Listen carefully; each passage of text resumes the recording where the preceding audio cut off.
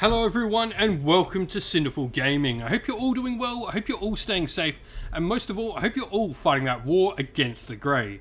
Today's video we're going to talk getting started with Warhammer 40,000, and today we're going to look at the Astra Militarum and how you can start a tank company focused army. Now in this video we're going to go through talk about the regimental doctrines that we'd use to create our tank company force for the Astra Militarum before looking at a couple of units we recommend to get started with for the faction. We'll then take a look at a couple of other units we recommend to get started with after those first couple of initial purchases, and then finally finish off the video with a little sample 1000 point army list for you to use as some inspiration for starting your own tank company army for the Astra Militarum in Warhammer 40,000. And so, to start with, regimental doctrines that we've chosen for this particular army list, first of all is Armoured Superiority. Now, all units with this doctrine will gain the Armoured Superiority keyword, and then pretty much this is just going to give us some objective controlling power. Sentinel models with this doctrine will count as 3 models on objectives, Titanic models will count as 10, and all other vehicles, so majority of our tanks, will count as 5 models. This definitely helps with a little bit of objective control, which certainly can be a little bit of an issue. Now, there are other ways you can use objective control in your favour in this game as well, not only counting as 5 models, but also you have rather large models, so using your models to actually block off objectives to stop your opponent being able to get on them using your actual bulk of the model is definitely another strategy to use in combination with this, stopping your opponent potentially getting any or less models on the objective so that your 5 model tanks can count as more.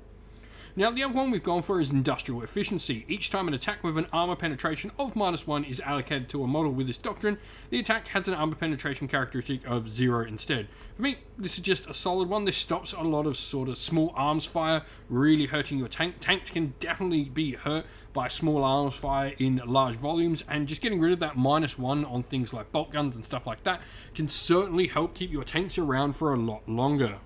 But if we're going to look at where to get started with for the force, there is nowhere else to look but get a tank commander. Now you can grab the tank commander from the Leman Russ battle tank kit, and we'll talk about that in just a sec. But the tank commander pretty much has all the same options as your other Leman Russ. You've got the Punisher Gatling Cannon, Vanquisher Battle Cannon, along with your regular Battle Cannon, the Exterminator Auto Cannon, Plasma Cannon, the Eradicated Nova Cannon, and the Demolisher Battle Cannon on it as well. Now you can take Armoured Tracks, which will give you a nice +1 to your saving throw against anything damage characteristic 1, and also the Dozer Blade can help you ignore modifiers to its move characteristic, advance and charge rolls. Now you've got the ability to give out commands, which is really cool with your tank command. That's why you're effectively tanking him. You've got the option for some sponsor weapons and all the same sort of upgrades you would expect from a Leman Russ battle tank. Now you've got 6 attacks in melee, 13 wounds on your tank, pretty cool stuff all round. Now the Leman Russ battle tank is pretty similar to this model. Obviously the Leman Russ itself does not get any of the commands and stuff like that, but it can be taken in squadrons of 1 to 3 tanks. This is definitely something interesting. You know, you can save a lot of your troop choices and spot. Though I think at smaller games, especially at the 1000 points we'll be looking at, you definitely want to maybe run your tanks as separate units to fill up some of the slots to enable you to unlock other units and play in a battle-forged army. Now, vehicle squadrons are really fun as well because while you have to deploy them near each other, they sort of all go and have to be in coherency, but after that they all move independently, which is pretty cool. If we're looking at some other tanks to bring in, the first one I want to take a look at is the Rogal Dawn. This is the brand new battle tank we have available to us. This thing is amazing, top 2 something. Now, it has a castigated Gatling cannon, and it's also got its twin battle cannon on it as well. You can choose really where you're going to go with this, with some of its side weapons. It's got a nice few options available to it, where the twin battle cannon can be upgraded to that oppressor cannon with a coaxial auto cannon as well, which is pretty fun.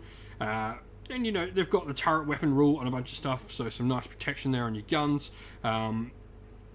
But in all, like, this is a toughness 9, 17 wound tank. It's that slightly bit bigger than your Leman Russ, and that's slightly bit tougher. It's going to, you know, save a lot of stuff on it. But if we're looking for maybe something a little bit different, Hellhounds are another one of the tanks available to us. These are a fast attack choice. And why I like these, I love the flamers they can use. First of all, the Inferno Cannon is just cool, heavy 2d6, where it automatically hits is just nice, especially when you consider it's -2 AP as well. Only damage 1, but it's pretty nice against, hordes. You've got the Chem Cannon you can choose to upgrade to as well, where each time an attack is made, it automatically hits, and if the target does not have the vehicle or Titanic keywords, it always wounds on a 2+ as well, with -3 AP, damage 2, fantastic at taking out enemy Space Marines. The Basilisk is more artillery-wise, it's going to provide you with some long-range support. Definitely something you can use to sit on backfield objectives for your force while your Leman Russes and Hellhounds and stuff like that move forward. The Earthshaker Cannon, heavy D6 +3, strength 10, -3 AP, damage 2, with the indirect fire rule as well, where it can target things not in line of sight, is really, really cool. And then the last one as well is the Hydra. Now, there's definitely the option to take the Hydra or the Wyvern. They both sort of are going to bring similar things to the table. The Hydra, though, is the anti-air tank, and this is what it's really going to provide. That Hydra quad autocannon will get some extra shots in there, some extra power when fighting in against aircraft, which can be a bit of an issue for a lot of your tanks if you don't have a little bit of anti-aircraft. And so here we have our sample army list for you. We've obviously gone with an Arcs of Omen detachment, making our heavy support our compulsory lot, and then we're playing 1,000 points. So we've gone, as mentioned, those regimental doctrines for armored superiority and industrial efficiency, and then we've got our tank commander, armored tracks and a dozer blade along with commanding authority. It's got a heavy stubber hunter killer missile, last cannon, Leman Russ battle cannon, and heavy bolters on the side of it. And then we've also gone for the Knight of Piety upgrade on it as well. What this upgrade will do for the tank is just provide it with a nice little bit of additional protection, a 5+ invulnerable save, and each time it would lose a wound as a result of a mortal, it will also have a 5+ feel no pain against them. We have one fast attack choice, and this is a Hellhound with armored tracks, dozer blade, hunter killer missile. It's got an Inferno Cannon and heavy flamer on it as well. And then we move into our heavy support, which will contain 2 Leman Russ battle tanks. We've got a Demolisher Cannon in there along with a Vanquisher battle cannon, both of them equipped with las cannons, hunter killer missiles, dozer blades, armored tracks, and the heavy stubbers in there. And then lastly, we finish out the force with a Rogel Dawn battle tank, armored tracks, and it's a vaunted Praetorian ability in there as well, which is cool. This is only for a Rogel Dawn. The model gains the officer keyword, so it can start using commands as well, giving us sort of that second place to use, which is really fun. Now, we've then got its Castigator battle cannon, twin battle cannon, and the heavy stubber on it, and heavy bolters on it as well. If you've played with a tank army, all tank army in Warhammer 40k with the Astra Militarum, I'd love to hear how you've been going and what your favourite tanks and combinations are to bring down in the comments below. And so that's the end of the video. Thank you all for watching. If you enjoyed it, please don't forget to leave a like and subscribe. And if you did enjoy the video and you want to say something, leave us a comment down below and let us know what you thought. If you'd like to come chat more with me and other members of our great little community here at Cinderful Gaming, we have a Discord server linked down in the video's description. Also down there in the video's description are the best ways to help support the channel if you'd like to do so. You can either grab yourself some merch via our Teespring or Ko-fi stores, which are linked down there, or our Patreon and YouTube members where you can help support the channel, get yourself a shout out, and indeed if you're a YouTube member as well, get yourself some cool emotes to use in our live discussions or indeed on your comments on YouTube.